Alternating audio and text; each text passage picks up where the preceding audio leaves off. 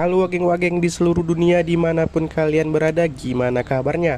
Apakah masih tiduran sambil galer? Bersama saya si Ranger Merah akan menceritakan film action yang super seru yang berjudul Nobody, rilis tahun 2021, yang menceritakan tentang seorang pria biasa yang sudah berkeluarga menjalani kehidupan sehari-harinya. Namun ada satu kejadian yang membuatnya harus kembali ke masa lalunya sebagai pembunuh yang paling berbahaya. Bagaimanakah kisahnya? Tanpa berlama-lama langsung saja ke alur ceritanya. Let's go. Tet tet tet tereu, tet tereret tereret terereu, terereret teteu terereu, teret tereret teteu tereret teteu. Di awal film terlihat seorang pria bernama Mansell. Mansell merupakan seorang pria yang mulai memasuki usia 40 tahun ke atas dan sebagai pemimpin rumah tangga. Ia setiap hari melakukan kegiatan yang sangat monoton dan tidak beradrenalin sebagai suami dan mengalami midlife crisis. Mulai dari lari pagi, buat kopi, menunggu truk sampah, bekerja sampai pulang, dan begitu seterusnya. Ia pun memiliki hubungan yang kurang baik dengan sang istri. Bahkan saat tidur di ranjang yang sama, mereka membatasinya agar menjaga jarak. Sementara anak laki-lakinya juga merendahkannya karena memiliki pekerjaan yang biasa-biasa saja. Satu-satunya yang masih perhatian kepadanya adalah putri kecil tersayangnya.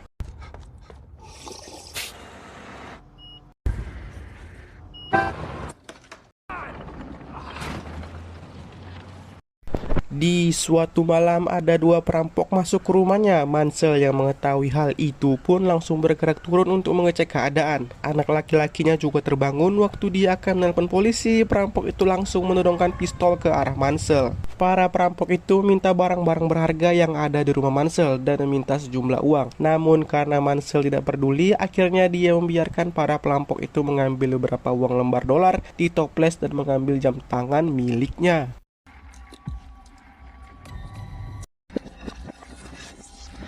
Saat perampok itu akan pergi, tiba-tiba anak laki-laki Mansell menerjang satu perampok itu dan mengepitnya. Tapi Mansell hanya diam saja dan menyuruhnya untuk melepaskan para perampok itu, padahal di tangannya sudah ada tongkat golf. Akibat Mansell menyuruh untuk melepaskan para perampok itu, anak laki-lakinya terkena satu tonjokan di pipinya, yang akibat itu juga hubungan mereka menjadi tambah renggang.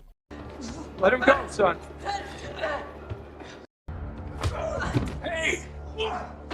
Polisi pun datang untuk mencatat kronologi dari perampokan itu, dan Mansell sangat terkejut karena para perampok itu bisa masuk hanya dengan menggunakan kotak pizza yang mereka letakkan di bawah pintu garasi. Kids, my home. Keesokan harinya dia menjalani kegiatannya seperti biasa, namun dengan hubungan keluarga yang semakin memburuk, tetangga juga mengetahui bahwa Mansell membiarkan perampok pergi begitu saja, dan ia mengejeknya sambil memamerkan mobil barunya. Ia pun pergi ke kantornya. Saat ini ia bekerja di pabrik material milik mertuanya sebagai akuntan, dan kakak dari istrinya memberikan pistol kepadanya untuk menjaga adik tersayangnya, namun Mansell tidak membawanya pulang, melainkan menyimpannya di kulkas yang ada di kantor. I don't want it. Sebenarnya dia berniat membeli pabrik itu dari mertuanya, namun karena harganya masih sangat tinggi, dia pun berpikir dua kali. Di ruangannya, dia berbicara lewat radio dengan seseorang yang tidak diketahui identitasnya. Mansell mengatakan bahwa dia membiarkan perampok itu kabur karena mereka hanya membawa pistol dengan peluru kosong dan tidak ada niatan untuk membunuh sama sekali. Setelah beberapa lama bekerja, dia pun pulang dan menyempatkan waktunya untuk menjenguk ayahnya di asrama dan makan bersama sambil menonton TV. Ternyata ayahnya merupakan pensiunan dari FBI. Empty. You don't look okay. Setelah itu ia pun pulang. Belum sempat duduk, putri kecilnya sedang mencari kalung kucing miliknya karena dia meletakkan kalung itu di toples yang juga berisi uang yang diambil para perampok. Karena mendengar hal tersebut, Mansell pun langsung pergi begitu saja dengan membanting pintu. Ternyata ia pergi ke rumah ayahnya untuk mengganti pakaian dan mengambil pistol serta tanda pengenal FBI milik ayahnya. Dia mencari di setiap tempat tato karena dia sempat melihat tato dari para perampok itu. Dan sampai di satu tempat tato, orang-orang di sana akan menghajarnya karena memakai identitas FBI yang sudah kadaluarsa. Expired by about 20 years. Just a man Namun seseorang dari mereka melihat tato yang ada di tangan Mansell dan dia langsung pergi meninggalkan mereka dan menutup pintunya rapat-rapat. Dan ya, itu adalah tato tanda pengenal dari para prajurit yang paling berbahaya. Mansell pun mendapatkan alamat dari para perampok itu dan mendatangi rumahnya ketika mereka akan makan malam. Ternyata mereka adalah sepasang suami istri. Dan Mansell langsung menghajar suaminya untuk mencari kalung kucing milik putri tercintanya. Tapi mereka menjawab tidak tahu menahu tentang kalung kucing itu. Karena emosi Mansell sudah mulai sangat memuncak, dia pun akan membunuh pria itu. Untungnya ada tangisan anak kecil yang didengarnya dan dia pun langsung mengurungkan niatnya.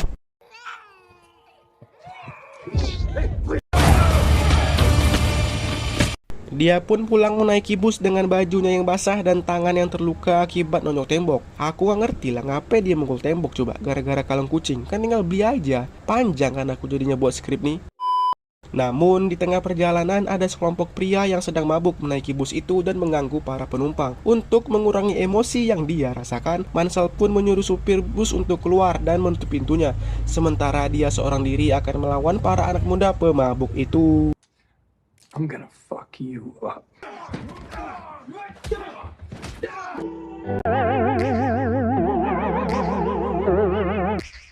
Take me back to a place where I felt at home. Take me back to a day when we weren't alone. Take me back to an age when the world felt small.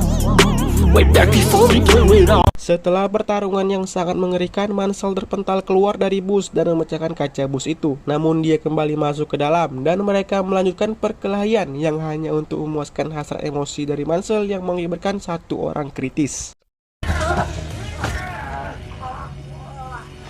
Dia pun sampai di rumah waktu tengah malam. Istrinya masih menunggunya karena dia tiba-tiba pergi dari rumah begitu saja tanpa mengucapkan sepatah kata pun. Namun akibat hal tersebut, istrinya membuka penghalang jarak yang ada di ranjang mereka. Scene berpindah kepada seseorang yang bernama Julian yang merupakan orang Rusia. Dia sedang mengunjungi sebuah bar untuk bertemu dengan para kliennya membicarakan tentang bisnis offsetnya. Saat sedang mengobrol, seorang klien meragukan Julian untuk memimpin usaha mereka karena dia melihatnya berjanji seperti pria biasa. Namun Julian langsung menunjukkan kebrutalannya kepada mitra bisnisnya itu. Julian masih bicara kepada mereka, tiba-tiba ada orang yang menelponnya mengatakan bahwa adiknya masuk rumah sakit dengan kondisi yang sangat kritis akibat baku hantam di jalanan. Ternyata orang yang dibuat masa kritis itu adalah adik Julian, yang dimana Julian sendiri merupakan seorang mafia Rusia. Julian pun sangat marah karena ada yang berani-beraninya melukai adik kecilnya. Dia juga sangat marah kepada para anak buah adiknya sampai melemparkan bangku. Julian. I'm not like you, I swear. Anak buah adiknya Julian yang lain menenangkannya dan memberikan kartu nama dari nama kantor tempat Mansell bekerja. Julian pun langsung menyuruh orang untuk mencari Mansell, bahkan sampai meminta identitas Mansell dari FBI. Dan begitu dapat orang yang mencari identitas Mansell, langsung mengundurkan diri karena dia sangat takut ketika mengetahui siapa Mansell yang sebenarnya, yang merupakan seorang pembunuh yang paling berbahaya. Namun ketika Julian tahu, dia tetap ingin menangkap Mansell karena adiknya dibuat kritis. Saat makan malam bersama dengan keluarga, pria yang bicara dari radio dengan Mansell pun menelponnya dan menyuruh Mansell untuk mendatangi si tukang cukur. Ternyata tukang cukur itu adalah seorang agen FBI. Dia menjelaskan Julian adalah seorang psikopat kaya dari Rusia. Dia juga mempunyai banyak koleksi seni sebagai bisnis gelapnya dan dia orang yang cukup berbahaya. He's a bad guy. Singkat cerita, saat Mansell pulang dan membuatkan lasagna kepada keluarganya, anak buah dari Julian menyambangi rumahnya. Mansell pun langsung menyuruh istri dan anak-anaknya masuk ke ruangan yang tersembunyi yang sudah dia persiapkan sebelumnya. Dan ya, Mansell pun akan kembali ke masa lalunya sebagai pembunuh yang sangat berbahaya. Dia melawan anak buah dari Julian yang begitu banyak seorang diri dengan alat seadanya. Dia mematikan lampu untuk menutupi vision dari musuhnya.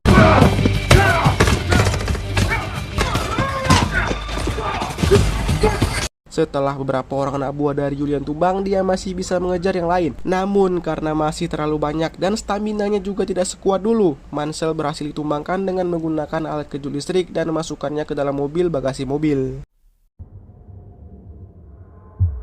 Mereka akan membawa Mansell menuju Julian. Waktu sedang dalam perjalanan, Mansell pun tersadar dari pingsannya. Dia juga bisa langsung membuka satu borgol dari tangannya. Mansell melihat keadaan setelah membuka bagasi. Dia pun mengambil sebuah apar untuk menyemprotkannya ke dalam mobil agar mereka tidak bisa melihat apa-apa, dan terjadilah kecelakaan sampai mobil mereka terbalik.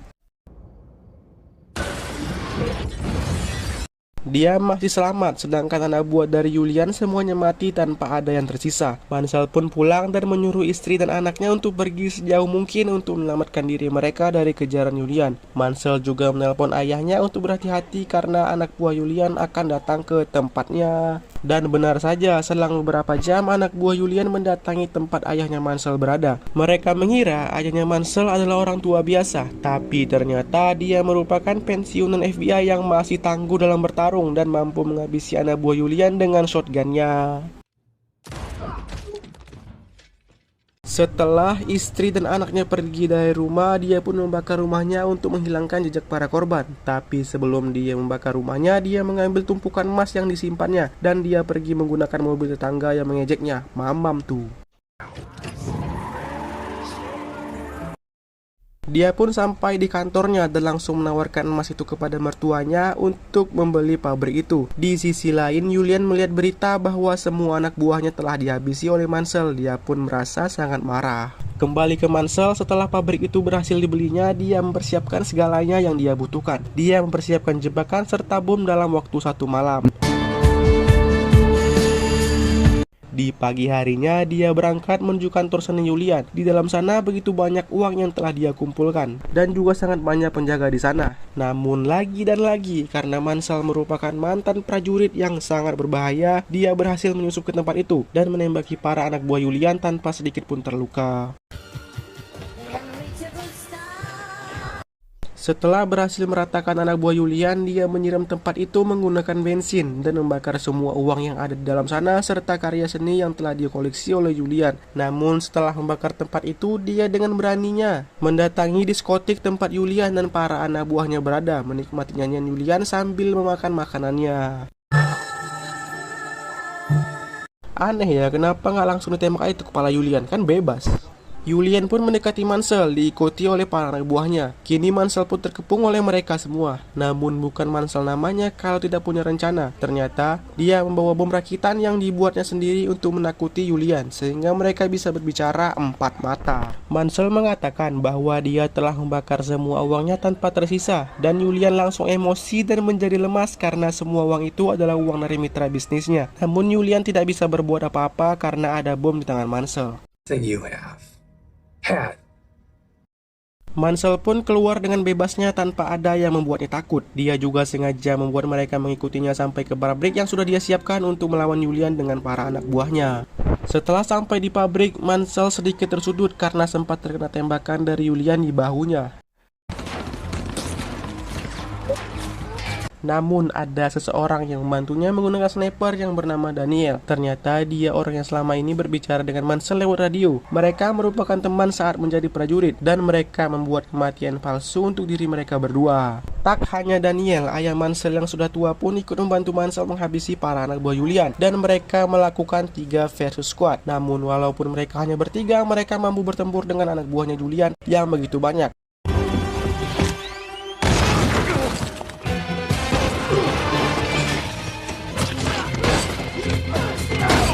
Semua jebakan yang dibuat oleh Mansell pun berguna untuk membunuh anak buah Julian. Namun Daniel terkena tembakan. Saat musuhnya telah habis, kini tersisa hanya Julian seorang diri. Namun kondisi Mansell dan yang lain juga sudah memprihatinkan. Peluru mereka juga sudah habis, dan kini mereka sekarang terpojok oleh Julian yang seorang diri. Namun dengan bom yang masih ada di tangan Mansell, dia menggunakan bom itu dan juga menggunakan kaca anti peluru untuk mendekati Julian, dan langsung meledakkan bom itu tepat di depan mata Julian, dan Julian pun tewas.